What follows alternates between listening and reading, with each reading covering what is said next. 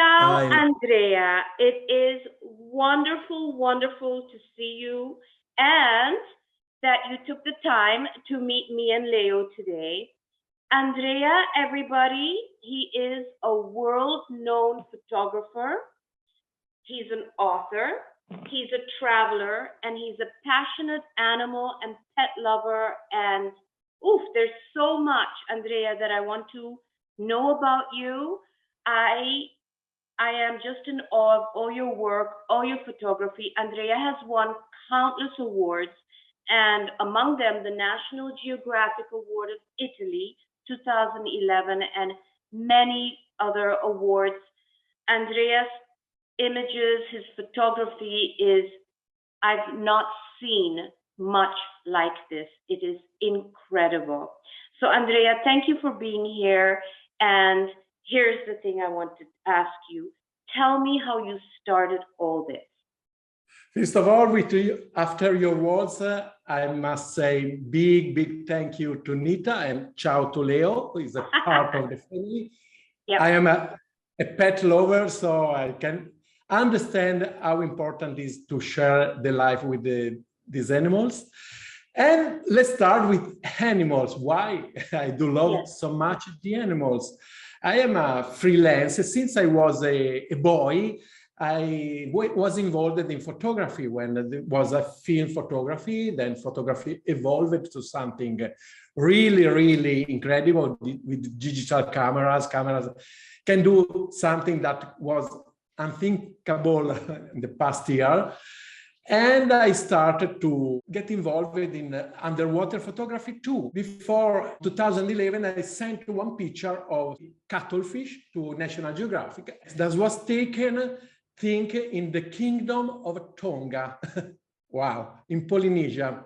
I was there in 2010, and I was just learning how to shoot underwater. I have my new underwater housing, and I meet this group of cuttlefish, and I say to myself, wow, never seen that before. They looks like alien spaceship coming to me. And that was, and I sent to National Geographic and I won. It was the thing that changed my photographic life, because I said, well, maybe there is some talent in Andrea, and I am a self-learned photographer. I look a lot of the picture of other talented photographers, I studied them and get some ideas to work on it. Like the second picture we can see on 2019, the Aspherico International Competition, one out of 20,000 pictures maybe. Incredible. It's called the ghost turtle. And is made with a particular technique while rotating the camera while taking the shoot. So all the lines the people are watching too are made by me. It's light painting, no? Do you know that the photography is a word that is coming from Greek, photo, graphia, which means painting with light. So that's really the idea of painting with light. And this is very important for me, because this picture is about conservation of species of turtle. It shows that the turtle is like a ghost. If you don't do something for the animals, the animal disappears like a ghost. And that's what the jury said about my picture. And I'm very happy they understand what I tried to say with my picture. Yes. And this picture is taken in my town, so I am really proud of it. And it's called Elijah, the sperm whale. It's like a old, wise inhabitant of the sea who is trying to say something to us, to contact us, is near the surface, and you see the eye is looking at me, at all the people on the boat, and said what people are doing to the sea, to the world. You go underwater, you dive, you take all these pictures. You have marine life, dolphins, whales, kangaroos, oh my God, turtles, bears, wolves. You have so many pictures. That means you travel from country to country, and you take these pictures all on your own, and this is incredible. You go out in the wild and you do that too? I do, and your question is really, really interesting. It's a really good question, Nita, and because involve why photographers show their photographs. Why? They are proud of winning prize? No, I'm not. And yes, it's important for me, but the most important things is to find a picture that go in the deep heart of the people. And you see the sperm whale, you say, wow, I never saw a sperm whale. I want to see a sperm whale in the wild. I want to see a dolphin in the wild. I want to see an orca in the wild. I want to see a whale in the wild. As long as people do that, they start to get involved in consciousness that is different than conservancy. Consciousness is the concept that we have to develop in the future for our children, because it's a very, very long path. They must start to love the nature at all. Not because it's a duty, we are destroying the world. We know, but we have to change our attitude to get in touch with the nature. As a big writer wrote, the nature is not a place to visit, it's our home. So it's completely different. What I understood in my travels is that the most important thing is to share the beautiful image, to make people understand that the everyday life is about nature. I visited, for example, Indonesia.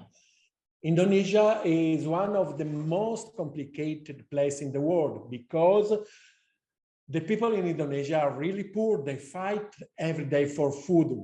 Me and you, we don't have an idea how could it be fight for food. But they find a coconut nut on the, it's food. They find a fish, it's food. So they don't care about environment. And that's the way to find a line between this problem and the problem of the nature. A point of, how they say in English, equilibrium. Yes, a balance. Yes, a balance between the existence of people eating and survive and the need of our world that we are destroying. We listen to the television, there is the problem, there is flooding, there is overheating, climate change, etc., etc. And we every time thinks, this is a problem that we must avoid for our children. It's different. It's happening now. So we don't have to postpone this problem. We have to act now. Me and you, also people, not young people, must act now, because it's not in the future. It's now that it's happening. So we have to do something immediately. For example, I do live in Europe. Europe made a new law that, I don't remember the exact year, maybe 2040 or 35, I don't remember. They do stop the selling of gasoline car. Okay? Yes. It's too late. It's too late. They should have done on 2025, because the problem is that the not return point for the sea is 2050. The scientists said that in 2050, the climate change cannot be back, and the sea will be 1 meter more high than now. So all the Maldives, for example, will be gone. Bye. because all the Maldives are 5 centimeters over the sea. So that's a really big problem. Sorry, I'm too passionate because I visited all the places in the world, and I see that some people care about what they do have, and some people don't think of the problem. Yes, I am so happy because you're not the only one that's passionate. So many people that are passionate like you, we have found a connection. I wanted to speak to you because I'll tell you, for the longest of time, I lived in ignorance. Okay, and ignorance means I am not aware of what is happening out there with the animals, the sea life, the environment. And I read a beautiful quote by Anne Frankel, who from the Holocaust, and she wrote, "Human beings are interestingly good. We are good, but we're not aware. And this is where you and I want to bring more awareness, the consciousness.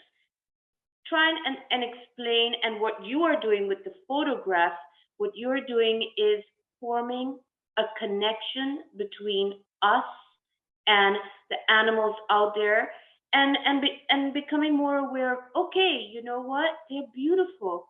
I mean, so for example, when you saw this beautiful whale behind you, the image of this whale, and you saw, and you said, I looked into his eyes, the sperm whale. What did you feel? What went through your heart when you saw this?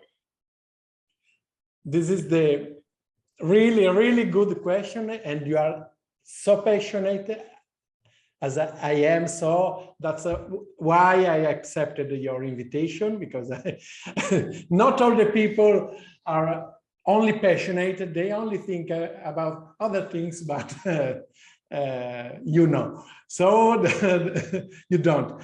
And I replied to your question and to the other one, because you talk about connection. That's very, very important.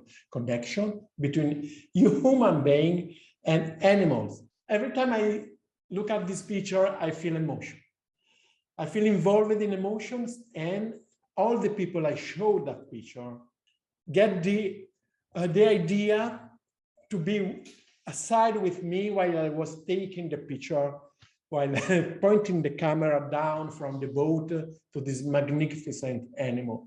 But you have seen that I sent to you, and people are seeing right now, picture with people. I'm not only an animal photographer, wildlife photographer, I'm also a travel photographer. And mainly I sent to you picture of people interacting with animals. For example, there is a picture about a whale shark under a fishing platform in Indonesia. There is a picture taken in Cortez Sea with a sea lion giving the five, give me five, it's called the picture with the sea lion and the scuba diver. There are many, many pictures with interaction between human being and animals. What we must find is the balance. In many books, I talk about this balance. I don't want to start talking about vegan, not vegan, what we are eating, but we are using animal between millennia, from millennia. So it's not tomorrow that we stop eating animals or using animals for our needs. For example, I wrote a book about sperm whale, and I'm talking about, do you know what is grindadrap?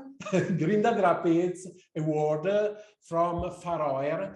It's the killing of whales, of dolphins in Faroe.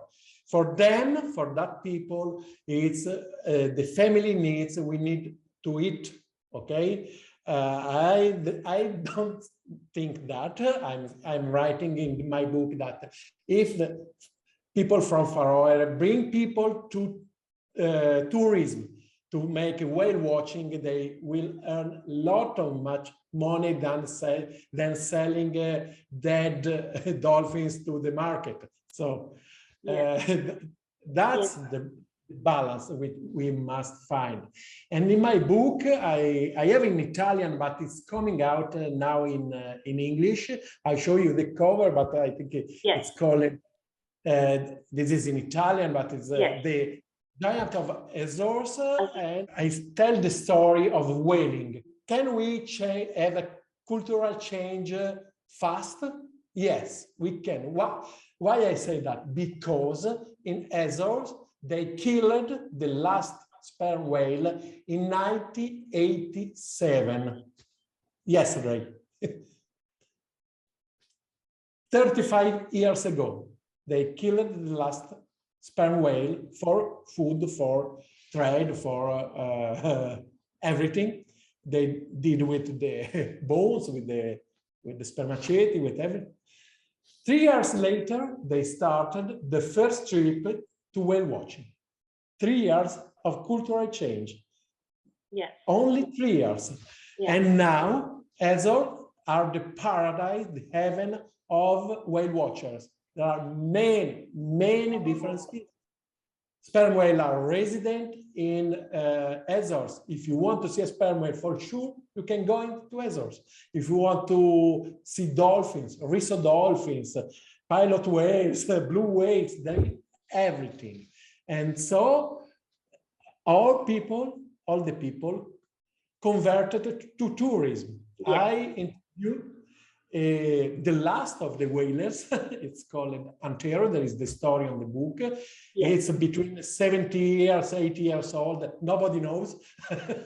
And his story is fantastic because I asked to him, how was when the whale died? And he replied to me, it was a joy. Oh, I said, well, why I must understand why he replied to me and explained that the whaling was really, really dangerous activity because this crazy man went with a small harpoon trying to kill a 14 meters long animal. I think his feet, it's 50 feet for the American people. It's with a harpoon. They try to kill. It's like I go hunting elephants with a trigger. It's the same crazy idea, and it was really dangerous. So when it took many days to kill a whale, and then when he came back, he said to me it was a joy because it was dangerous.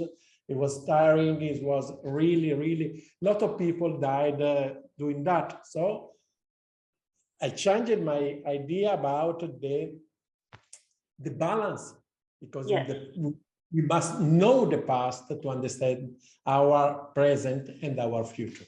Right. Yes, I mean, we're reading and we're seeing this across the board with whales, with dolphins, with chimpanzees, seals, and just like you, Andrea, I hope with this, conversation that you and I are having and putting it out there that the awareness factor gets raised. People start appreciating the beauty. I feel, I might be wrong, I'm not a marine biologist, but I do feel that they have an intelligence that is beyond comprehension. The dolphins, for me, my interaction with them, huge intelligence and healing. It's, when you go out there in nature, we have everyday problems just getting through our life. But when we go out there in nature, it is so magnificent what their energy gives us. And this is exactly what I'm trying to get at. They're not only beautiful to look at, but just being in their presence. There's something about the energy that they have, the field, maybe a magnetic field, but it's I feel a connection. And I'm not the only one. It's just that so many people still don't know. And like you said, when you mentioned that you still have such strong emotion, just looking in the eyes of the sperm whale, like you said, he's saying, "What are you doing? What are you doing?" And I feel we can definitely make a difference. We can make this world in our own little way, but everything adds up, a better world. I think your photographs that you've taken are a world of treasure. Andrea, I'm going to share this with all our viewers. Your website, where to get your books. They are precious. They are absolutely A class. And and you've also come out with a storybook. Is it Zina, story of an orca. Yes, the Orca. Orca, yes. Tell me the story of Zina. It's about, you were saying this connection between energy and of the animals and humans. I want to say two things. The first thing is the song from John Lennon. I may say you're a dreamer, Nita. No, but you're not the only one. We can make this change if you put all together, as John Lennon says. Yes. So imagine that all the people go to the beach and take the piece of plastic like I do. Now I go. Absolutely. I see the piece of plastic at the bottle. I say, damn, who throw it away, but I pick up and put in my pocket. And then I throw in the rubbish. And every time I go to the school making an exhibition of my picture to the younger students, I say, this is the new game. This is a cool game. This is not a bad loser game. You are taking plastic no, it's a good game. So everyone is doing that, father, mother, and so on. All together we can do that. It's easy. It's easy. It's very easy. Andrea, it is such a shame, and just like you, sometimes I go out on a boat and I see all this plastic floating and I say, why? Why are we doing this? Why are we doing this? I have to mention to you, for example, my youngest daughter was in San Diego and she was watching the seals, and she sees the seal wash up on shore, but not going back into the water because he had barbed wire around his neck. She was able to call the authorities, and she did her little part. And these things should not happen. We should not be throwing all these things, like we all know, in the ocean. And it takes so little effort. And you make it a game, and that's exactly what's so wonderful.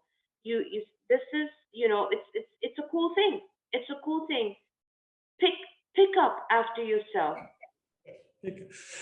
We were saying before 2050 is the not a returning point for the climate change and the temperature rising. 2030, they estimated that in the sea there will be more pieces of plastic than fishes. In Italy we say "Mamma mia." Mamma mia. It's worldwide. So there is a connection between my town, Genoa, and your town. You are in Vancouver, is it? I'm right now in Vancouver, yes. British Columbia. There is a connection between me and you, and this connection is an orca. I tell you, I explain to you. Yes. In 2019, a group of orcas, a pod, small metro line, went in Italy it's, oh, mamma mia, it's like aliens came to Mediterranean Sea.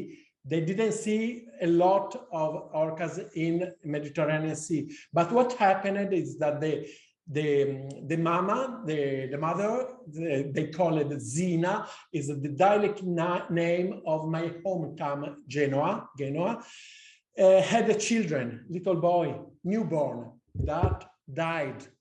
And this mother tried for 4 days to reanimate the animal, keeping it to the sea surface, pushing it up for 4 days. That's happened in Vancouver. And the mother stayed with the children dead for 17 days, 17 days.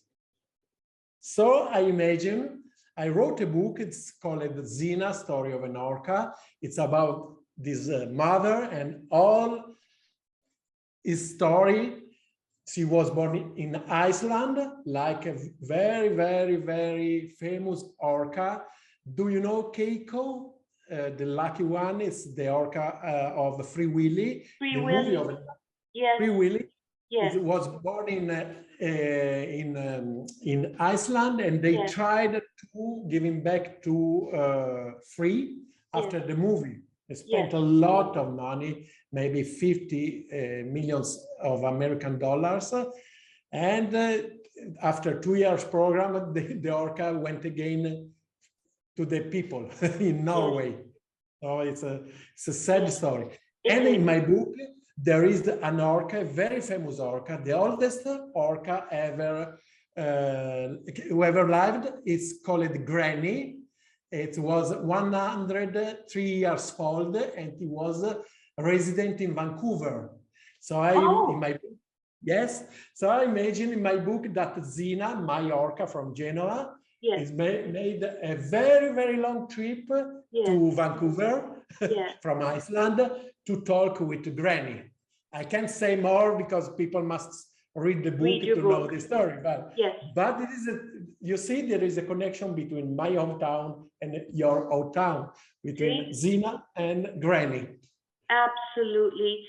Andrea, it is such an honor to speak to you and to get to know you better. You are one of those, again, you are a star, the special souls coming here, giving us messages, teaching us to become more aware and leave the ignorance behind and be more proactive because we can each do our share.